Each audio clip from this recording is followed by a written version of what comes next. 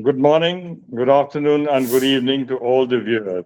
I, on behalf of NISSMAT, which stands for National Institute of Safety, Security Management and Applied Technology.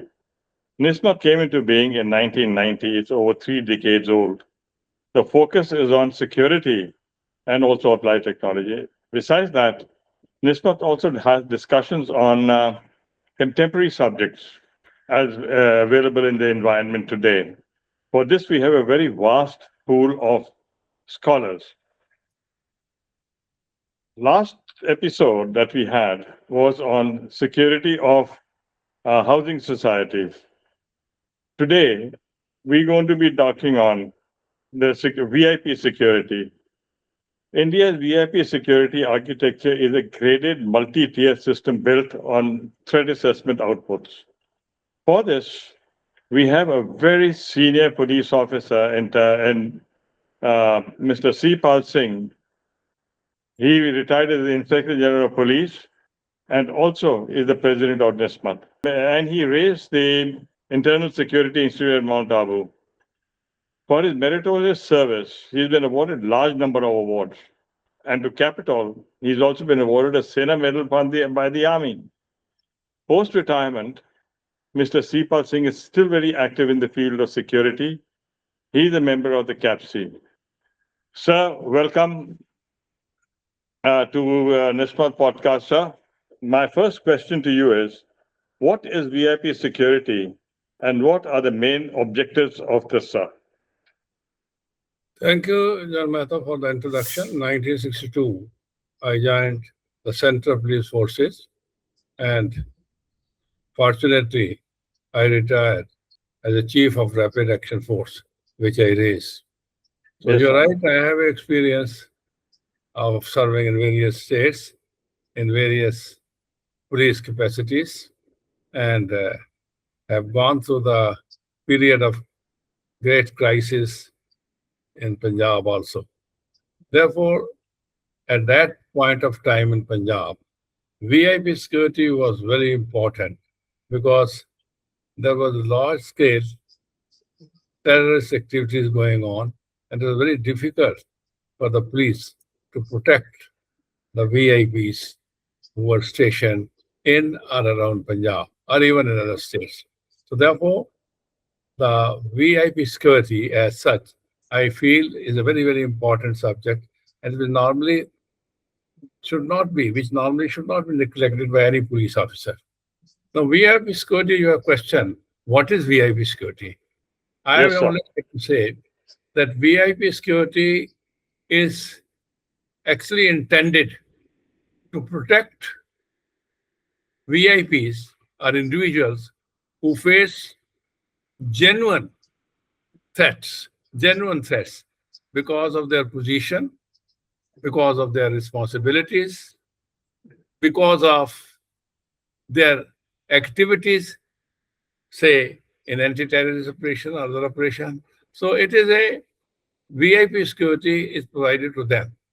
Now, it is not actually meant to be a sort of permanent and a privileged condition.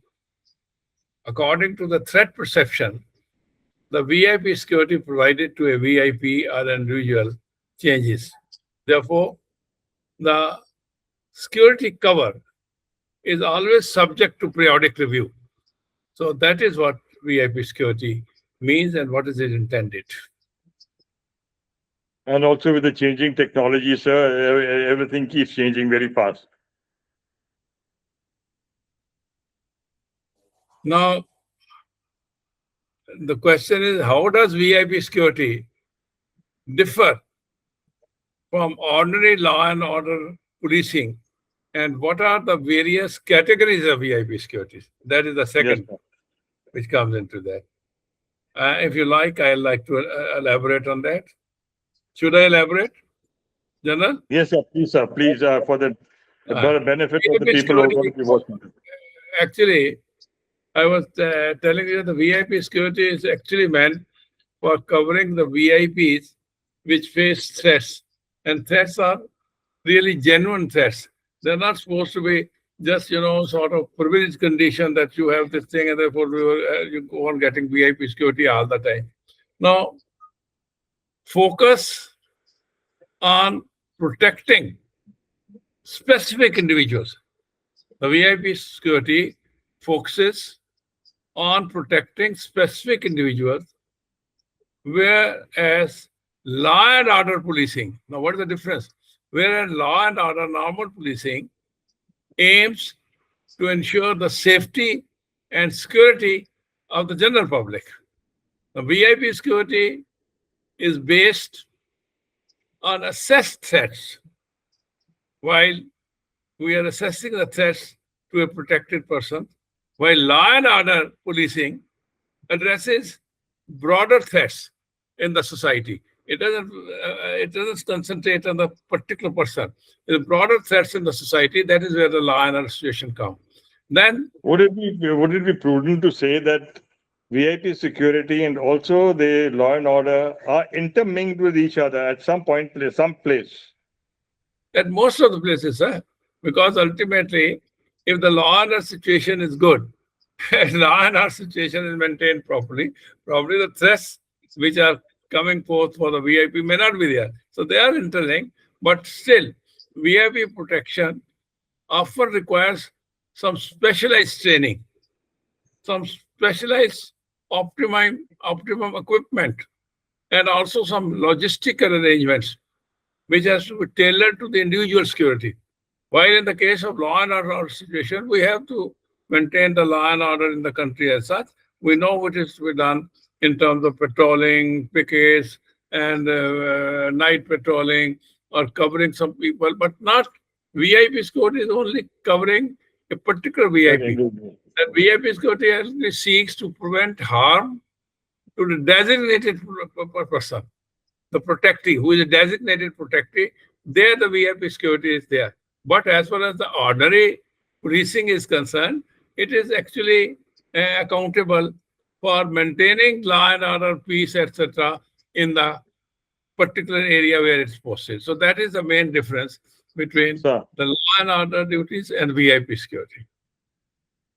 so what are the various grading of, is multi-tier? What are the various gradings for this VIP security, sir? That's very important because here the people mix it up. There are various categories of grading of VIP securities. We start with category X. X is the lowest category. Now, the entry level, so you can say just start. This is typically provided by the state police to certain local officers or local politicians or minor public figures who are still important, but not that important as to cause sensation by any threat posed to them. So, but still they are important. The entry level is that are typically provided to the state. Normally, state police officers themselves are also amenable to certain law and order situation, and they have to face the dacoits, etc. So they have got a category of security, which we call X category. Now, X category individuals, they face localized threat normally. They're facing, but the VIP security may face interstate, inter-districts, interstate, and even inter-country at times, the VIP security. But in the case of X category, it is only focused on particular area. Localized threats are there. So the composition of the X security, which is the lowest level of security, is normally it can vary 1 to 2 armed police security officers, and from the state they are provided, and constable who or head constable, some this rank, and maybe in plain clothes or in uniform, depending on the requirement at that time. And they are also provided escort vehicle at times. Not always, because Sir, this is X security. Not always that you are giving a escort vehicle, but a single police vehicle of any type of single police vehicle is in the states normally provided for the X security also to those persons who are posted for X security person. In many cases, no escort vehicle is provided. It's not an sir, escort vehicle as such. And therefore, the command and control of the X category, this lowest security, rests mostly with the state government and the Home Department and the state government. And of course, the recommendations are there from the state police intelligence units for this, even the lowest security, which I said is Sure. X. The second category, a little higher than that, is a Y category. The Y category security is provided to mid-ranking politicians, then senior state police officers who may be facing some danger, and judges of the high courts, etc., and other some VIPs who face a sort of credible risk, but are not imminent risk. The difference is they face a risk, Okay. but that imminent risk is not there. There's no imminent threat, but they have a credible threat. So therefore, we give them the wide security. The most commonly seen category in this wide securities are normally state ministers and members of the parliament, etc. And the composition of the vice security is 1 to 2 PSOs, that is police security officer, in close Sure. proximity. They remain in close proximity with the VIP security, rest with the state government invariably, and the home department of the state government deals with it. Normally, this security is provided to the VIPs like MPs. Then MHA also may issue some letters indicating that the vice security should be provided and so on so functioning. And after assessment by the state intelligence bureau, we provide vice security to them. Then after vice security, the very important, there's called Y plus category. X, Sure. Y, then Y plus category. Y plus category of security is sort of an enhanced version of Y security. It is an enhanced version of Y security. Sure. Often it is applied when the threat perception increases either temporarily or for a duration. For example, duration of elections, or in specific troubled areas, or in some sort of troubled times. So at that time, Y plus category is provided. This Y plus category, the composition is in this case 2 police security officer in close proximity. One is always to be with the protective, and a vehicle is also there. A escort vehicle is provided. Normally, the escort vehicle, one always is with the protective and one follows. Sometimes there is, requirement that one is in the front, one in the back. So you can upgrade Correct. from one vehicle to 2 vehicles. This is a Y plus category. Now, key addition over Y categories are that you say in this case Y plus, you have a pilot vehicle which leads the vehicle. Then there is a sort of enhanced residential security to them. Sure. In the case of Y security, you may not, but in Y plus, you may have to give some residential security also at the house of the protectee. So that is a Y security plus. The protectee have a dedicated sort of SO of the level of sub-inspector or inspector heading the team. So in this case, this is Y plus. The next category is Z security. Now, X, Y plus, then Z. Z security normally is provided to very senior police officers who are under specific threats. For example, during the days of terrorism, most of us who are dealing with the terrorist activities were provided Z security. And it is provided by the state police, or at times the government provides the central paramilitary forces also, that is CRP, BSF, CISF for the security, and the MHA provides that for the Z security. Now the composition for the Z security is that 4 to 6 armed personnel in immediate protection, for immediate proximity protection are provided to the Z security. It includes, in the team includes 2 police officers who travel without any interruption with the protectee all the time. Then it maintains 3 vehicles, 1 advanced pilot, 1 or 2 vehicles, depending on the requirement to follow. So the escort company has got 3 vehicles instead of normally which have 1 or 2. Now this is Okay. This is a Z security. But then there's another category, which is called Z plus category. The Z plus category is the highest, which is considered the highest type of tier of security. This provided to not only senior officers, but senior ministers, cabinet ministers who have different portfolios, which are sensitive portfolios. And it is normally the chief minister in any state, maybe it's a volatile state or not volatile state, the chief minister always gets that plus security invariably. Any senior security officer who faces imminent threat is also can be provided Z plus security. Always, it is a sort of deployment which is also sometime and very often, not very often, but sometimes it's also monitored by the government of India. Because we ask the government of India for Z plus security, some contingents, some manpower, either from the central forces or even at times for Z plus security, we provide the national security guards. There's another organization which we'll discuss in the subsequent Yes, yes. podcast. National Security Guard, these are the sort of commandos who are always there for attacking a particular area and break the network of terrorists in a particular area or a airport or something or an aeroplane. But in this case, when there is Z plus security, we may ask that we also require the NSG. The composition can be, in this case, very important. I'm talking a Z plus, which is actually a VIVP security. When you look at VP, it is a VVIP. The Z plus is actually VVIP security.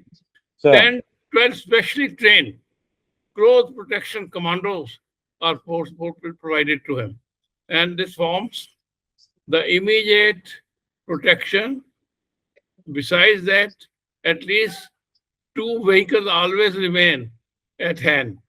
In addition to that, the outer ring may be there in the Z plus security. In the inner ring, outer ring may have 6 to 8 paramilitary police personnel, that is CRP personnel, who have special training in the question is that this is Z plus security is actually VVIP security. Maybe it's a state, maybe from the center, it's a VVIP security. And the convoy which goes with the VVIP, that is Z plus security, normally has 5 to 7 vehicles, 1 or 2 advanced vehicles, followed by followed by the other guarding vehicle. Then we have got a backup also. At times, backup is left at some stage that they can be caught everything.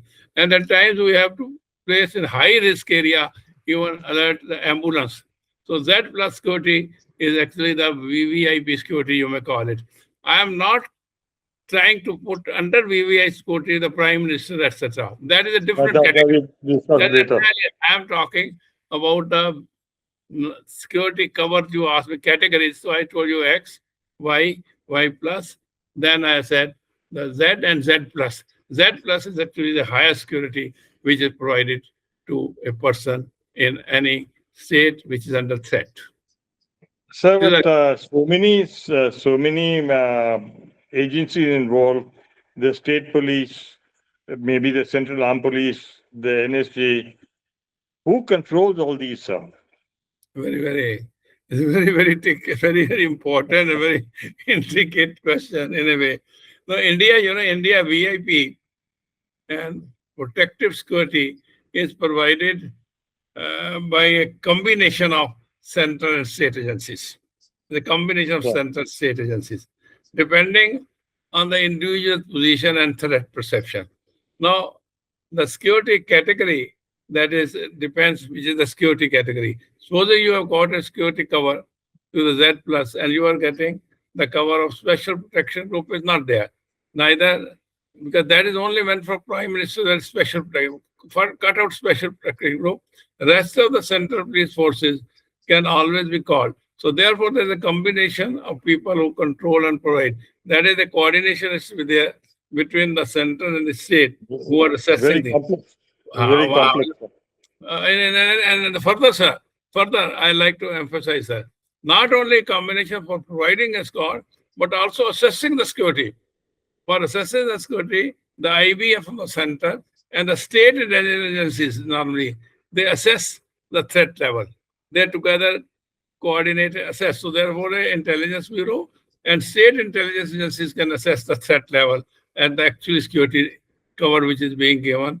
Is it adequate or there is any danger? And further up, I have already told you that you can get any sort of paramilitary forces, and even in some cases, I've told you the National Security Guard can be taken. We also at times have taken from ITVP. So when you ask a question, which is very, I don't, it is very, the Z plus security is a very delicate issue. So normally a coordination is there between the state and the central forces. That is, and the Sir, central also IB and the state also IB.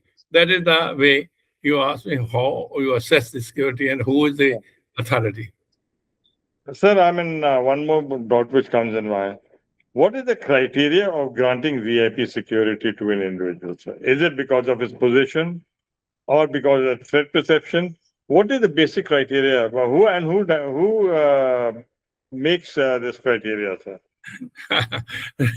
VIP security is actually granted primarily on the basis of threat perception. Okay. Primarily, the VIP security on the basis of threat perception. Though an individual constitutional position, an individual's constitutional position, or an individual's official position is also counted, is an important factor.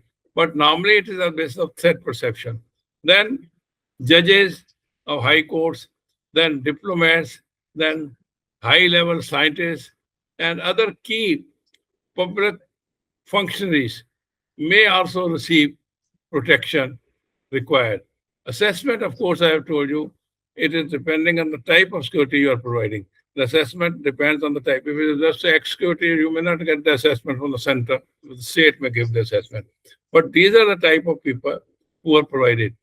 The question is, sir, the level of security should be periodically reviewed. You asked me very important. The level of protection should be periodically reviewed, and Sir, and and care must be taken either to downgrade or upgrade or withdraw on a very, very impartial assessment. Very, very impartial assessment. And very, very important factor is that is the life of an individual dependent. You are going to withdraw or you are going to keep it or down, you have to see. At the same time, we have to see that it does not only give a prestige signal that all right, you have provided security, he is an important person, so it's a prestige signal to them. So agencies such as Intelligence Bureau, state police, state intelligence units, and other some specialized organizations, they collate and collect, analyze the information available regarding the potential threat.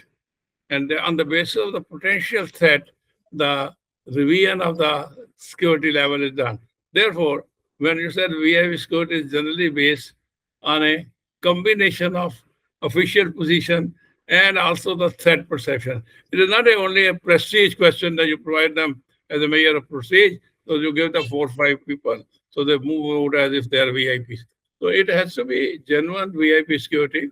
It's based on both, that is the official position as well as the assessed threat perception and threat assessment. Not only threat perception is there, then threat assessment from time to time. And accordingly, the revision takes place as far as the security category is concerned. sir, at times we see, all right, VIP is all right. You mentioned very clearly it got to be a minister, maybe member of parliament, maybe an important person. But there are a large number of people, I've seen a number of times where the family members of the VIP is also given protection. Quite Now, well. this definitely affects the police force or law and order enforcement. I tend to agree with you to some extent, but does not mean that is pure. I have told you threat perception. The police officer Family also can be in a threat perception. During the terrorist days, large number of family members of the police, they were taken away as hostages. I'll tell you a very important incident which you will like to appreciate. In Yes, sir. At Amritsar once, what happened was that a large number of people who they wanted to create terror, the terrorists, they took them away from the market, bazaar, and also their families, and they kept them. They kept them under their sort of cover that will kill them unless you release so and so terrorists. So the threat perception was there to the family members also. What measures we Correct. took, that is a separate issue. How we got them released, that is not the point to be discussed here. But for But quite some time, the police force in Punjab was a tenterhooks that so many people, about families, they have been taken away, and you never know what time they indulge into the butchery. So, therefore, to say why this VIP personal family members are provided, there is a time danger. But I have already told you that it should not be just a prestige symbol. No, it can lead to shortage of manpower in the state. The shortage of manpower can compromise our regular patrolling, our regular crime prevention measures, our regular emergency response at various functions, and excessive VIP excessive deployment of VIP security can create a perception also in the people's mind, just like you have said, why the family man. It can create a perception in the mind of the people that the public safety is not very important for police. The only important thing is that we should provide security to certain VIPs also. So the priority to be given to an individual and his family has to be kept in view with the fact that, all right, this sort of thing is going to affect our manpower, general manpower, and police manpower is already, police population ratio is usually very low as far as India is concerned. VIP security is a quite a complex affair. So I was And referring to you, I was referring to the standards available for providing manpower, police personnel globally and in our country.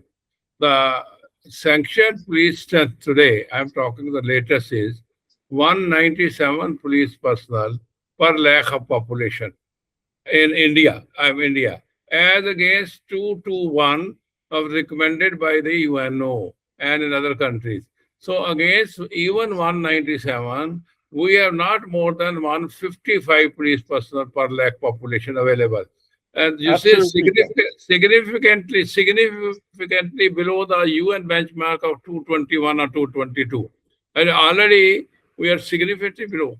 Plus, you see the deployment on VIP security, plus people going on leave, plus people being ill, etc., plus people going on training. So the level of police personnel available for normal law and order duty is far less. It is not even the actual ratio of 155, which we have said, with the result that you have got always when you have a VIP security and ask them to do much of more strength toward that, then actually it lowers the strength for guarding or for maintaining law and order duty. So therefore, I repeatedly said that VIP security must be periodically reviewed and rationalized so that the manpower is available for normal law and order duty. My submission Yes, is that irrespective of the fact whether we get some forces from the center also, but the police population ratio, the density of police population is much low already. With this sorts of duties going away, our ratio comes down to less than 100 per lakh of correct, population. And correct. you see, it cannot meet the normal law and order duties. This is my submission. Sir, a random thought. Since you have so much experience both in the law enforcement as also in the private security setup, if the ratio is so low, But the Constitution says that safety, security, and law enforcement rests with the police. Is there a proposal or a chance of having the private security agencies involved in the security of VIPs? Sir, as far as the rules are concerned, Private Security Agencies Regulation Act POSARA does not provide you the duty at all. That is, they Yeah. cannot be provided given the police powers. That's very clear. But I tell you very interesting thing for the also information of the audience. The Police Act provides us to have some SPOs, special police Okay. officers out of the normal citizen. During the days of heydays of terrorism, when our security forces were, although we had taken a lot number of security forces from the center, yet we felt that the security is far lower than required for the duties, law and order duties. So we recruited we recruited under the then DG's order a number of SPOs under the Police Act. And they Oh were my given God. a short, SPOs means local men, you take them, give them a few weeks of training and put them as special police officers. They are given some police powers. Interestingly, SPOs can be given police power which have few hours or few days of training, while the private security guards are not given these powers They're not. at the moment. And So what we did was these SPOs were used. No, that was a very interesting experience.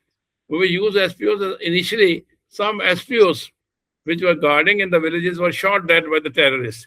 But in the passage of time, those very SPOs who were shot dead in a village, they created a sympathy wave for them because they belong to that village. So with the result, the population started getting alienated from the terrorists. Actually, security cover is sometimes provided by the public as a symbol of status rather than protective measure. So this is where the problem comes. Large scale of such deployment as a public image should not be there. Then the state may have to divert personnel from policing, as I told you. Then crime prevention goes down, traffic management is affected. So again, there's a need of balancing the genuine VIP security requirement and the public need. The genuine VIP security and the public need require a proper balances. Then probably you said ratio, probably technology can help a great extent. We can have yes, some surveillance systems, we can have some access controls, we can have some advanced route planning, etc., so that reduce the manpower from there by this technical way.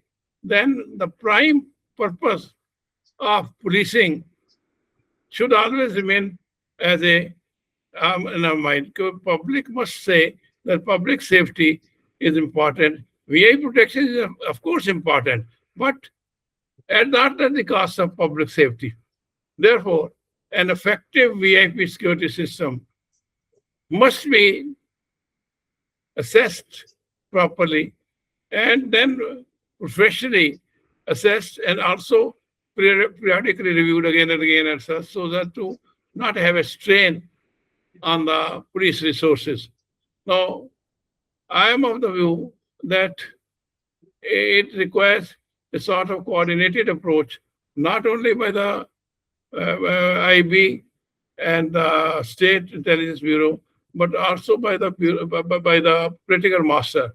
Security as a status problem symbol is a great yes, problem, yes, and yes. I am of the view in the next podcast when we discuss something about the Prime Minister's security and the security of the visiting dignitaries, etc. We'll go into details about such things. But at this stage, I only want to submit that the difference between the security of a state and maintaining law and order and VIP security must be balanced properly. So thank you very much. You've given a great insight to the VIP security in terms of the ways how they're categorized, what is the nuances for the categories, and your recommendations. I think, thank you very much indeed, sir. It's a Thank pleasure to have you with us, sir. Thank you very much. And next, are you going to be talking on VVIP securities? So Yes. that is called VVIP is also here, but that will be called Prime Minister Security and Security of the Dignity. They are, of course, VVVIPs. I told you Z plus is a VIP. Thank you very much, sir. Very kind of you to have spent some time for this, sir. Thank you very much, sir. Thank you indeed. Thank you.